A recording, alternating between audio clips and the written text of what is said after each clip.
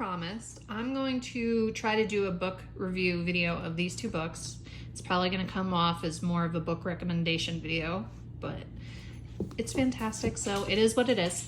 And I'm also going to compare this to the movie. So Ready Player One, if you haven't read it, you need to. You probably have read this book.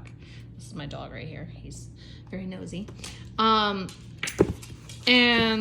so essentially it is about a kid and the Oasis. The Oasis is a computer reality program. The entire world uses it.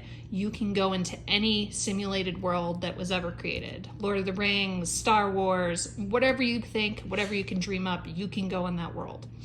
Awesome, right? Yeah.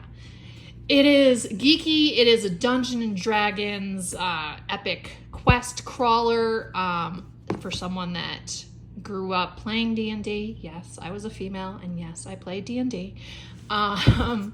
It is awesome. Now, how it compared to the movie. This, I have to say, I would probably have enjoyed the movie more had I not read the book. If you read the book and then you saw the movie like I did, sadly, you are going to be so disappointed.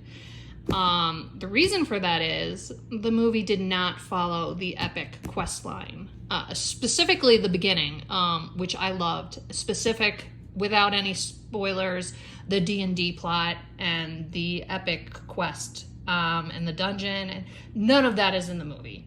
I am so sad. It should have been. If they had made this book exactly as it is into a movie replica, it would have been solid gold. Now, I understand that they wanted artistic interpretation and they wanted to do something different, and it's good. It's a decent movie. Like I said, if I hadn't read this book, I probably would have been entertained by it. But having read the book and then seen the movie, wasn't impressed. It's okay.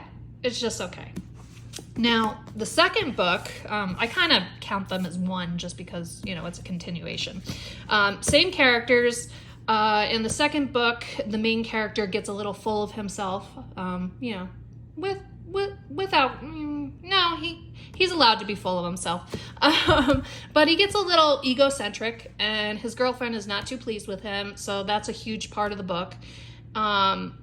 I can't really reveal too much without spoiling it, so I'm just going to say the first book was so good with all the geeky references, all the music references, everything that you grew up with. If you grew up and you're like in your 30s and 40s like me,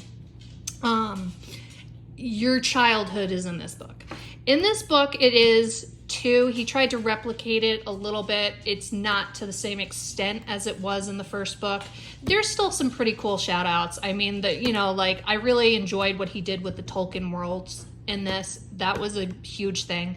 Pretty in Pink, I know I'm going to get killed for saying this. I didn't really care for the movie, so I wasn't like, it was okay. However, put together, they're awesome. I prefer the first book. It's fantastic. The second book is still definitely worth a read through. Like I said, it's going to come off as a book recommendation. Sorry. But yeah, if you haven't checked out these books, you need to. Ready Player One, Ready Player Two, Ernest Cline. They're literally a must read for anyone that is into geekdom, nerddom, D&D, video games, music, 80s, 70s, 90s. Just do it. You're welcome.